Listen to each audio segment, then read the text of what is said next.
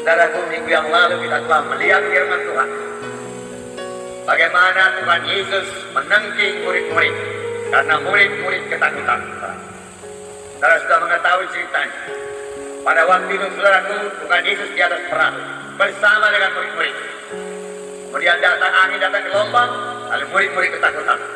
Dan Tuhan Yesus menengking murid-murid dengan berkata, "Mengapa kamu takut? Mengapa kamu tidak percaya?" Tuhan Yesus tidak suka murid-murid takut. Demikian Tuhan tidak suka kalau kita takut.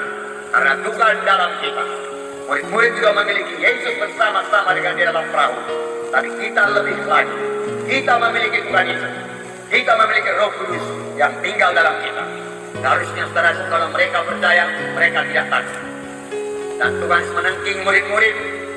Mengapa kamu takut? Minggu yang lewat telah saya katakan kepada saudara, banyak alasan. Alasan secara manusiawi, murid-murid menjadi takut. Karena gelombang sudah begitu besar, angin sudah begitu terang, air sudah masuk dalam perahu. Sebentar lagi perahu tenggelam. Wajarlah kalau mereka takut, saudara. Tapi Tuhan Yesus tidak menghendaki mereka takut, walaupun dalam keadaan yang demikian. Sebab yang pertama, saudaraku, karena Yesus beserta dengan mereka. Yang kedua, saudaraku, karena Yesus sendiri sudah berkata ke seberang. Marilah kita ke seberang. Kalau Tuhan Yesus berkata ke seberang, pastilah mereka sampai ke seberang. Bagaimanapun hebatnya badai gelombang yang menerpa mereka. Karena firman Tuhan ya dan amin. Langit bumi boleh berlalu, tapi firman Tuhan tidak akan berlalu. Tetapi apa yang dikatakan Tuhan Yesus sudah sirna daripada pikiran mereka. Mereka dikuasai oleh apa yang mereka lihat. Mereka dikuasai oleh pengalaman mereka. Mereka dikuasai oleh pikiran mereka secara manusia. Biasanya kalau gelombang sudah begini besar, biasanya kalau kapal yang begini timpa ombak begitu besar, pasti tenggelam.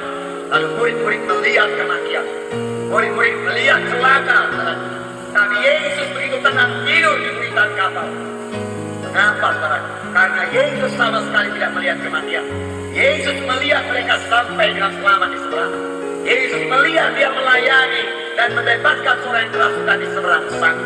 Yesus tenang, saudara. Nah, kemudian murid-murid yang begitu khawatir, begitu panik membangunkan Yesus. Tuhan, tidak akan kau peduli kalau kami binasa, tidak binasa. Lalu Tuhan Yesus bangun menghadapi angin, diam danau, lalu angin jadi tenang, danau jadi tenang. Tapi Yesus berkata kepada murid-murid, "Mengapa kamu takut? Mengapa kamu takut? Aku beserta dengan engkau.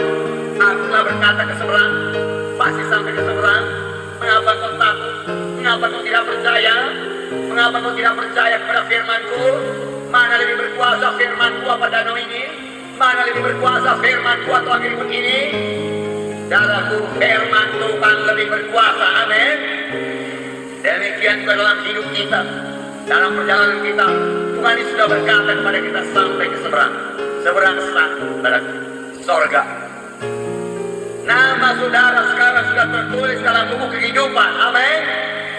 Adakah saudara bersuka cita nama saudara tertulis di sorga? Haleluya.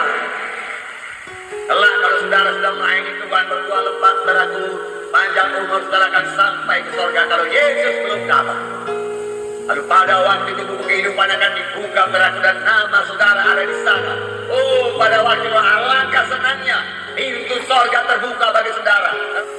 Akan ada gangguan-gangguan sebelum saudara sampai ke seberang sana. Tetapi itu bisa saudara pakai untuk melatih iman saudara. Untuk jangan takut dan bersandar kepada Tuhan. Nah, saudara itu yang terkasih dalam nama Yesus. Tuhan Yesus berkata lagi dalam Matius 6 ayat 25 sampai 33. Matius 6 ayat 25 sampai 33. Buka kitab saudara. Sini dikatakan jangan khawatir. Jangan khawatir karena apa yang kau makan. Jangan khawatir apa yang kau pakai. Kemudian dikatakan Tuhan, cari dahulu kerajaan Allah. Saudara, jangan karena makanan saudara tidak kebahagiaan pada hari Minggu. Jangan karena mencari uang saudara tidak kebahagiaan pada hari Minggu, saudaraku. Jangan, saudaraku, karena saudaraku mengurus pakaian, saudaraku, mengurus materi dunia ini saudara tidak kebahagiaan pada hari Minggu.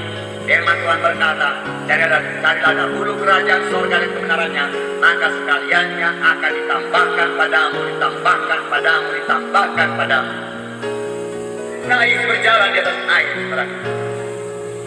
Murid-murid ketakutan lagi, itu hantu dia katakan. Murid-murid selalu mereka-reka yang jelek. Sebagai orang Kristen jangan mereka-reka yang jelek. Jangan berpikir yang buruk pasti jadi. Dalam pikirkan yang baik pasti jadi. Nah, saudara, Tuhan tidak suka kita takut. Tuhan suka kalau kita percaya. Kalau kita tidak takut, saudara, percaya penuh kepada-Nya.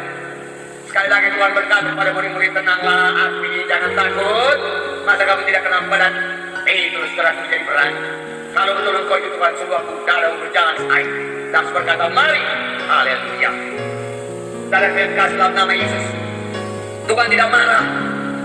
Petrus meminta mujizat Tuhan, Tuhan tidak marah. Tuhan tidak berkata nanti Petrus sudah kau sempurna dari imanmu, sempurna kesucianmu, baru kau boleh berjalan di atas air. Tidak. Kalau kau percaya, mari. Sama sebagaimana imanmu jadi padamu. Petrus beriman dan Petrus turun dari air, turun ke air, lalu berjalan di atas air. Alangkah indahnya Petrus berjalan di atas air.